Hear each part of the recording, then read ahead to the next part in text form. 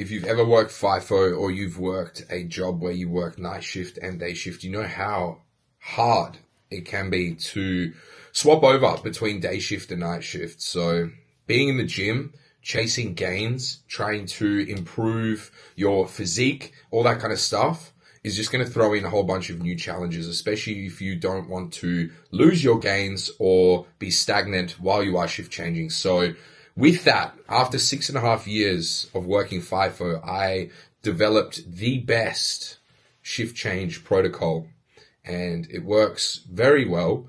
It allows you to not only get a really good amount of sleep, get into the routine of night shift instantly, but it also allows you to get a really awesome gym session in on shift change. So make sure you get your notepad out. Make sure you drop me a comment. Let me know what you think of the video. Also, make sure you subscribe. Doing this little mini FIFO series, talking about different things that go with FIFO and working out, staying on track, getting healthy, all that kind of stuff. So make sure you follow along, and appreciate everyone for watching for sure. So what you are going to do, shift changing from day shift to night shift, is going to be what I run over, because that is what I did. I never shift changed from nights to days. I guess coming back to Perth, I'll touch on that.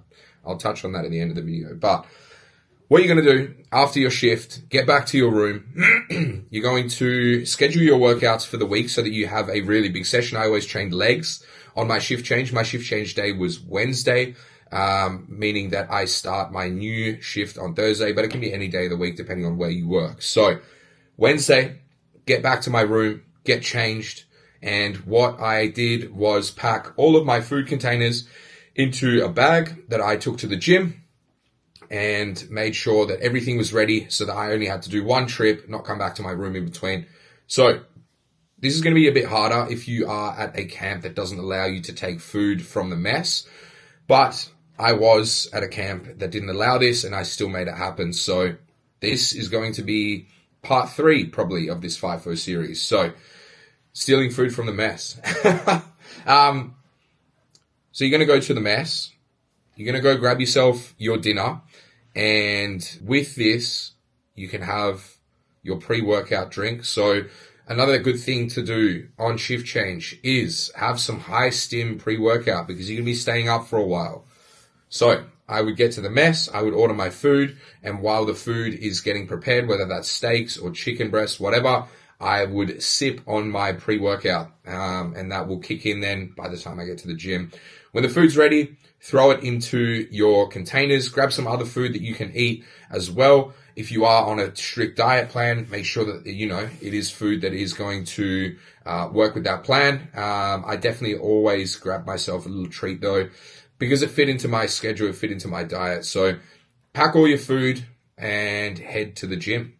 By that time, you are probably peaking. The pre-workout is kicked in and you are ready for an awesome gym session. So with that, get the gym session done. I normally spend about 2 hours in the gym at that point, because I didn't have to get up for work until the next day. So massive gym session, big cardio session. This one goes out to all of my clients that struggle to get cardio in on your shift change. This is your one opportunity to really get a lot of good cardio in. So I would normally do weight training for about an hour, hour and a half, and then at least half an hour of cardio afterwards with either some mobility or training some abs as well. I would finish at the gym at around 8:30 p.m.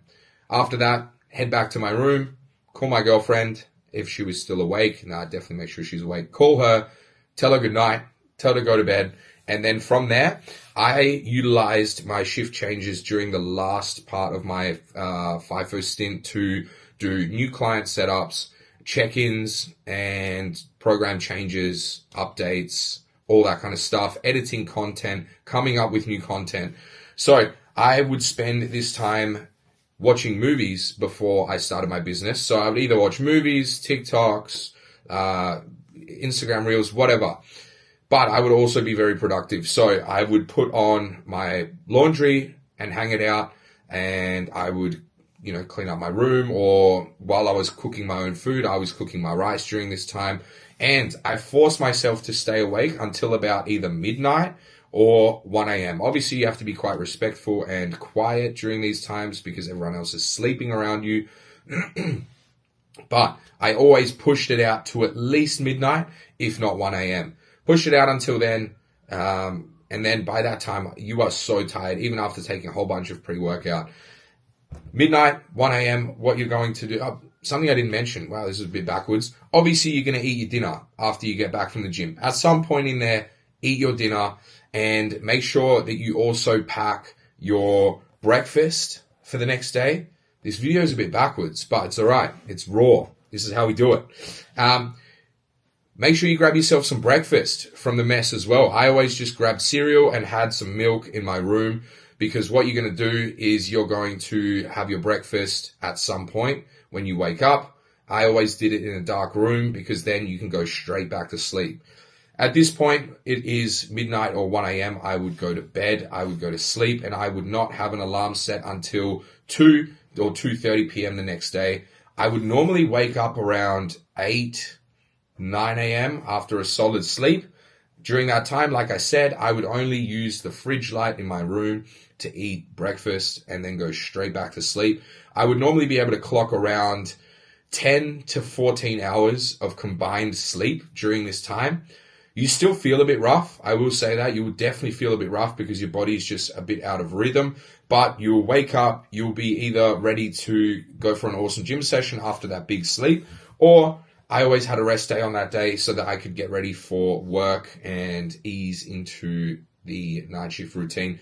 What that does is it puts you in the night shift routine of sleeping during the day and then being awake at night. If you try and just go to bed at 8 or 9 p.m., you're going to wake up as normal at 6 or 7 a.m. If you then go to breakfast, your body is going to see the sunlight, or your eyes, your body's going to recognize that it's daytime and you will be awake. Trying to go back to sleep after that is near on impossible. So that is why it is super important to try, really push and stay awake until midnight, sometimes even 1 a.m. If I got carried away, it was 1 a.m. I would go to sleep, 12 hours of sleep, wake up, feel pretty damn good, and then get into night shift. And it is also really important then thereafter to make sure that you are as dialed in as possible. I would get back to my room. On the way back from work to my room, I would wear sunnies the whole time because you don't want your body to realize that it is daytime. And I'm saying this because I slept like a rock. I was talking to many people while I was working and they never slept this good. So use this hack to increase the amount of sleep you get and the quality of sleep you get on night shift. Get back to your room, eat something in your room, go to bed, repeat. After about 2 days, you are absolutely into the swing of things. And I actually almost preferred night shift because I slept a lot longer and a lot better during these times. Black out your room. There's a few FIFO tips that I had around that, utilizing the blue sheet at the crack of your door so that the light doesn't come in there. All the good stuff. If you enjoyed the video, drop a subscribe. Make sure that you comment if you enjoyed it as well. Let me know if there are any other topics you want me to cover. And if not, I'll see you at the next one.